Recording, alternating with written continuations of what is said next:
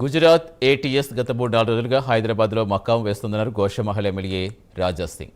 ఉగ్రవాది అహ్మద్ మొహియుద్దీన్ సయ్యద్ను గుజరాత్లో అరెస్ట్ చేస్తారని, దేవాలయాల నీటి ట్యాంకుల్లో పోసేందుకు రసాయనం చేశాడన్నారు. హిందువుల ప్రాణాలు కాపాడిన గుజరాత్ ఏటీఎస్కి ధన్యవాదాలు చెప్పారు. తెలంగాణ ప్రభుత్వం, హైదరాబాద్ పోలీసులు ఏం చేస్తారంటూ రాజా సింగ్ ప్రశ్నించారు. ఆ కెమికల్ ఏదో ఒక గుడి ట్యాంకీలో కానీ ఏదో ఒక చెరువులో కలిపి అమాయకులు ప్రజలని సంపనీకి ప్లాన్ చేసినారంట ఈ టెర్రరిస్టులు. నేను ధన్యవాదం చెప్తున్నా గుజరాత్ ఏటీఎస్ పోలీస్కి. ఎందుకంటే ఈ టెర్రరిస్ట్ వాళ్ళని వాళ్ళు పట్టుకున్నారు, ఆ కెమికల్ కూడా స్వాధీనం చేసుకున్నారు.